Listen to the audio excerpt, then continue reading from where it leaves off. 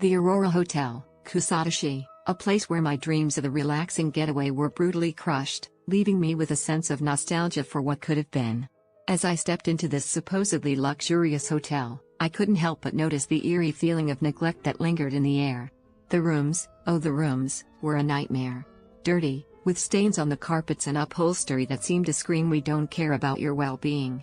The toilets, a breeding ground for bacteria, didn't flush properly, and the showers leaked, making me wonder if the management had ever heard of the concept of basic hygiene. And don't even get me started on the beds. Hard as a rock, with pillows that felt like they were stuffed with cardboard. I swear, I've slept better on a deflated air mattress. The fridge, a yellow, rusty relic from the past, hummed in the corner, a constant reminder of the hotel's lack of investment in its infrastructure. But the cherry on top was the TV, an ancient box with only one English channel, Bloomberg, which I'm pretty sure is just a slew of old men talking about money.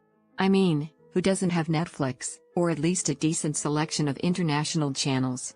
It's 2023, for crying out loud. And then, there was the balcony.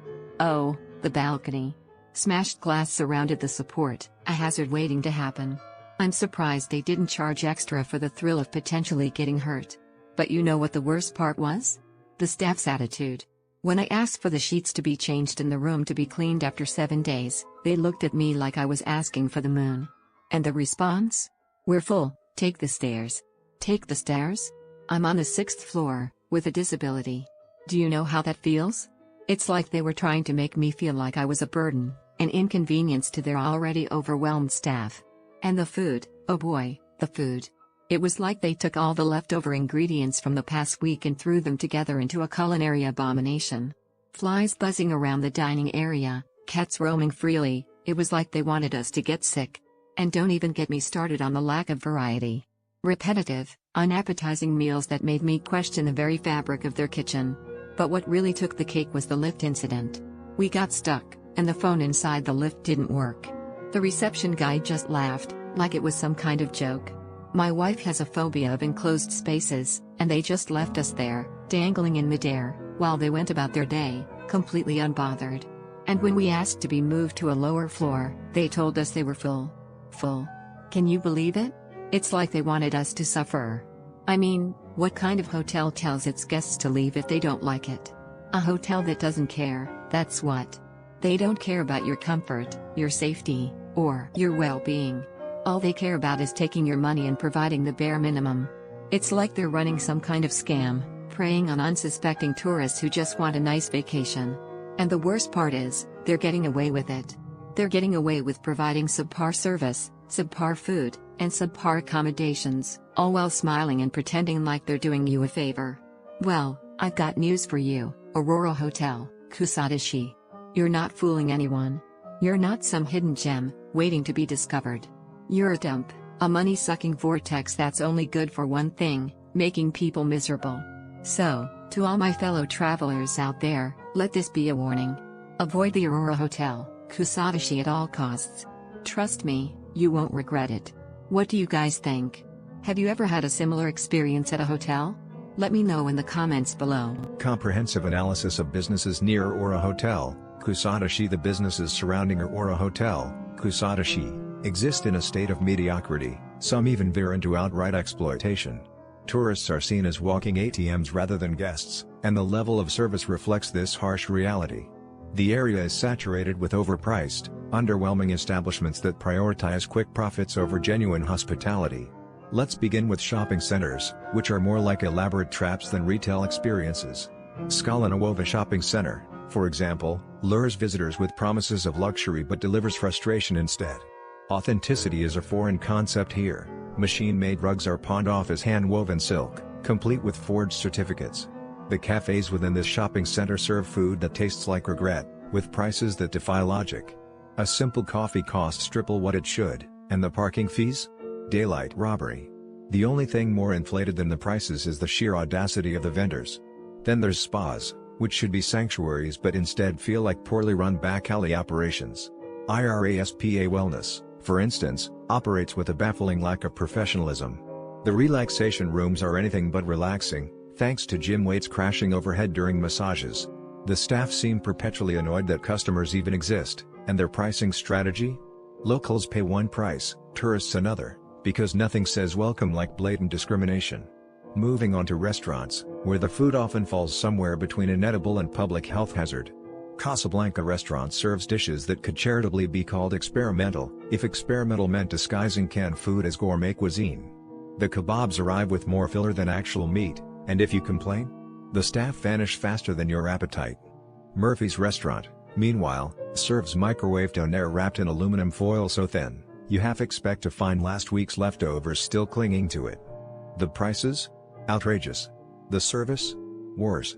Now, beach clubs where dreams of luxury dissolve into broken sunbeds and apathetic employees.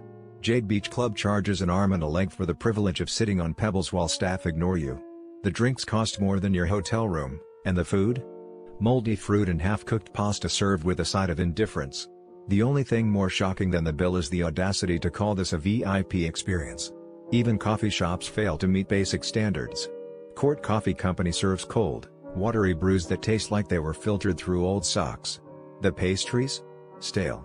The atmosphere? Depressing. The baristas act as if making coffee is a personal affront to their dignity. And then there's retail stores, where customer service is an alien concept. Coton's return policy is no refunds, only suffering. Employees treat shoppers like nuisances, and the changing rooms? Let's just say you'd get more privacy in a subway station. What does this all mean for travelers? Simple, be vigilant. The businesses near Arora Hotel, Kusadasi, operate under the assumption that tourists won't notice, or won't care, when they're being taken advantage of. Overcharging, false advertising, and outright scams are commonplace. If you must shop, double-check every receipt. If you must dine, research thoroughly.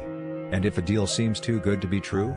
It probably is, just like the luxury rugs that unravel before you even leave the store.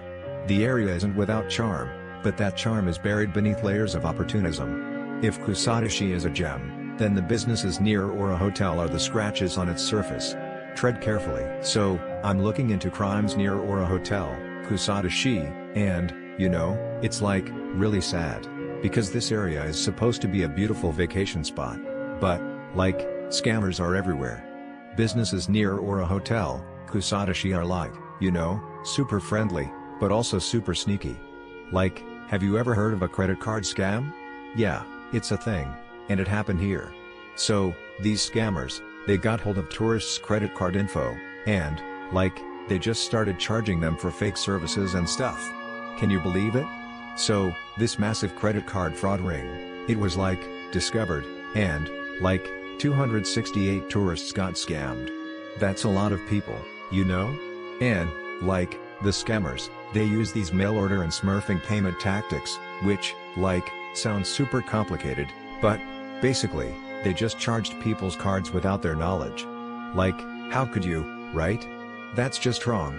And, the worst part is, they got away with it for so long. They laundered the money through fake companies and invested in local real estate. Can you imagine? They're just living their best lives, while tourists are, stressing about their credit card bills. I'm guessing, the tourists were probably, so confused and frustrated, because they had no idea what was going on. They were, why am I getting charged for this? And, the scammers, they were just, laughing all the way to the bank. And, the authorities, they finally caught on, and, raided 27 locations, and arrested 20 suspects.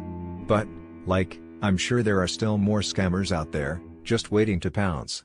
It's, so sad, because this area is supposed to be, a beautiful vacation spot. But, scammers are everywhere. Businesses near Arora Hotel, Kusadasi are super fast to process your transactions, but also super good at hiding their scams. Have you ever heard of fraudulent POS transactions? Yeah, it's a thing, and it happened here, too. So, these scammers, they used stolen credit card info to process fake sales, and, tourists were getting charged for stuff they didn't even buy. Can you believe it? I'm guessing, the tourists were probably, so angry and frustrated, because they were, why am I getting charged for this? And, the scammers, they were just, oh, yeah, you must have forgotten, you bought this, and this, and this. Like, no, I didn't, you know? And, like, the authorities, they're still investigating, and, like, warning tourists to be careful. But, like, I'm sure there are still more scammers out there, just waiting to pounce. It's, like, so sad, because this area is supposed to be, like, a beautiful vacation spot. But, like, scammers are everywhere. Businesses near Arora Hotel, Kusadasi are like, you know, super good at hiding their money, but also super good at getting caught. Like, have you ever heard of money laundering through real estate purchases? Yeah, it's a thing. And it happened here, too. So, these scammers, they use the stolen money to buy properties, and, like, then they sold them, and, like, got away with the cash. Can you believe it?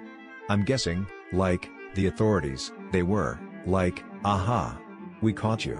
And, like, the scammers, they were, like, oh, no, we got caught. But, like, it's too late, you know?